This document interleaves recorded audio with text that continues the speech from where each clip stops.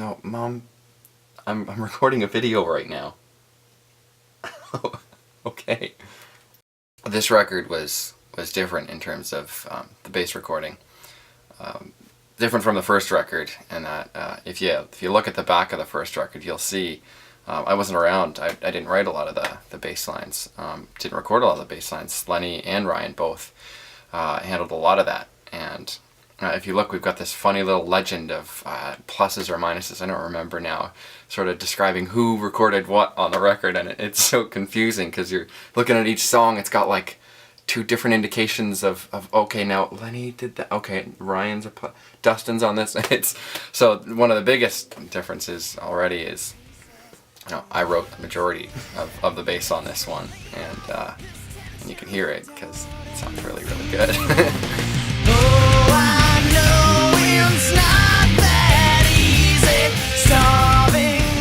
I'm very off the cuff, sort of.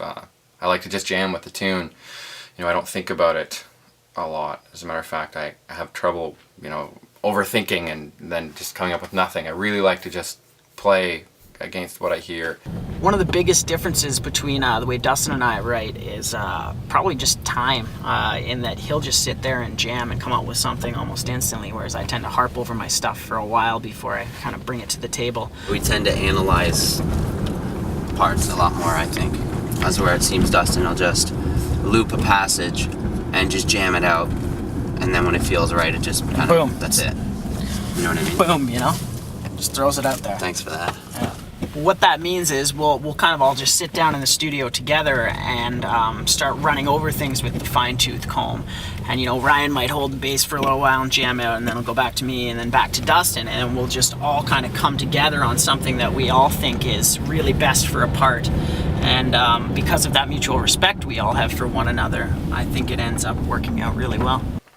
There was a good period of time between when I recorded the demos, the bass demos, and then when we actually went into the big studio to record the bass for real, where I was able to sort of work out the bass lines in the rehearsal space. One example I can think of is in the bridge in Bodysuit. There's this tap section. It's really cool and I'm really proud of it. I'm happy we did have that bit of time to actually, you know, write as a band, you know, together in a room, because I think a lot of that was the influence from people around me too, you know, rather than just what I would have come up with off the cuff, you know, or improv. Yeah.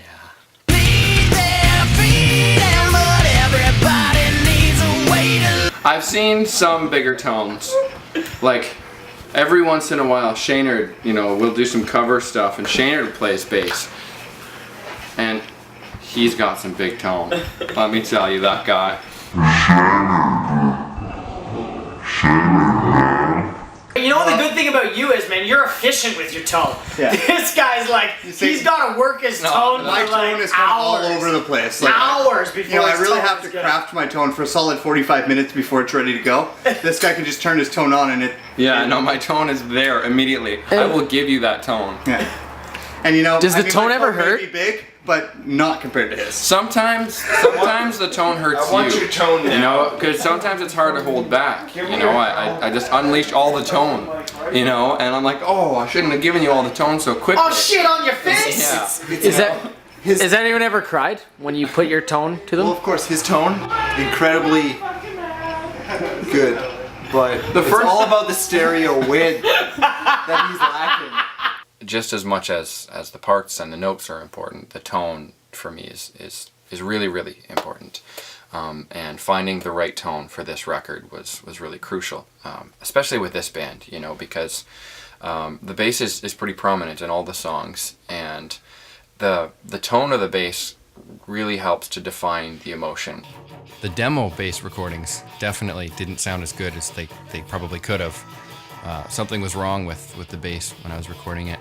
I think Lenny dubbed it the pillow tone. He said it sounded like there was a pillow, you know, taped like right onto the actual bass.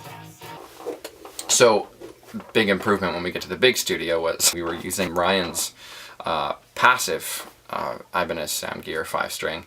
It sounded much better. I think, oh man, he like traded like a bag of chips and a cymbal or something for that thing.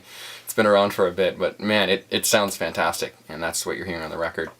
There were two pieces of gear in the studio that really helped define writing once again. There was the whammy pedal and the Snarling Dog's bass wall. The bridge and bodysuit was a spot where I got to utilize both pedals simultaneously, but it was tricky because not the easiest part, and then I'm trying to get the whammy pedal and the wah pedal in certain spots to create certain sounds at different points through the bridge. I wanted it to be this sound or that sound. Trying to remember all that while playing it, and then performing, both my feet and both my hands going was a little unusual, but it sounds pretty cool. And, after the bass was all recorded, I kind of went on a hunt to find the right amplifiers. Really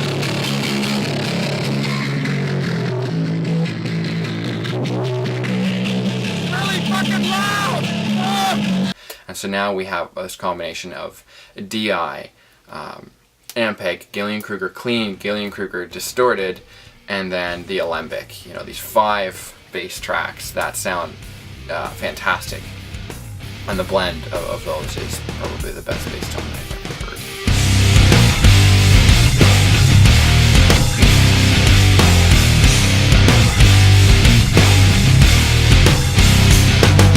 I just actually wanted to see the Oh yeah, it's short. That's fucking crazy.